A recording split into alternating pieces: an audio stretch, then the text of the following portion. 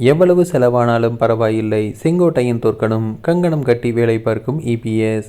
மூத்த அரசியல்வாதியும் கோபி தொகுதி எம்எல்ஏவுமான செங்கோட்டையன் தமிழக வெற்றிக் கழகத்தில் இணைந்த பிறகு அமைதியாக இருந்த நிலையில் கோபி தொகுதியில் இப்போது பெரும் அரசியல் போர் மூண்டுள்ளது. தாவேகா சார்பில் கோபியில் களமிறங்கி வென்றியாக வேண்டும் என்ற கட்டாயத்தில் உள்ள செங்கோட்டையன் தேர்தல் பணிகளை முடுக்கிவிட்டுள்ளார்.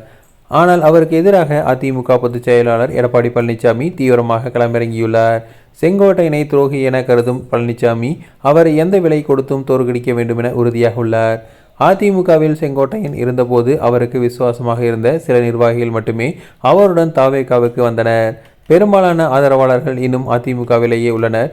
இந்த நிலையை பயன்படுத்தி செங்கோட்டையன் ஆதரவாளர்களை ஒருங்கிணைத்து அவருக்கு எதிராக திரும்பும் பணியை பழனிசாமி தீவிரப்படுத்தியுள்ளார்.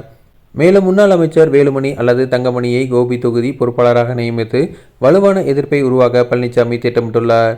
எந்த சூழலிலும் செங்கோட்டையன் வெற்றி பெறக்கூடாது, அதற்கு எவ்வளவு செலவானாலும் தயார் என அதிமுக நிர்வாகிகளுக்கு உத்தரவு பிறப்பித்துள்ளார். இதற்கிடையில் திமுகவிலும் கோபி தொகுதிக்கு வேட்பாளர் தேர்வில் பல்வேறு பெயர்கள் அலையடிக்கின்றன. வடக்கு மாவட்ட செயலாளர் நல்லசிவம், மணிமாறன் உள்ளிட்டோர் போட்டியில் உள்ளனர்.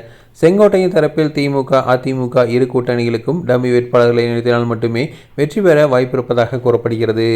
ஆனால் பழனிசாமியின் தீவிர எதிர்ப்பு காரணமாக செங்கோட்டையனுக்கு இது கடும் சவாலாக மாறியுள்ளது. கோபி தொகுதியில் செங்கோட்டையன் பழனிசாமி இடையான இந்த மோதல் தமிழக அரசியல் பெரும் கவனத்தை ஈர்த்தியுள்ளது. தேர்தல் நெருங்கும் நிலையில் இந்த தொகுதியில் யார் வெற்றி பெறுவார் என்பது எதிர்பார்ப்பை ஏற்படுத்தியுள்ளது.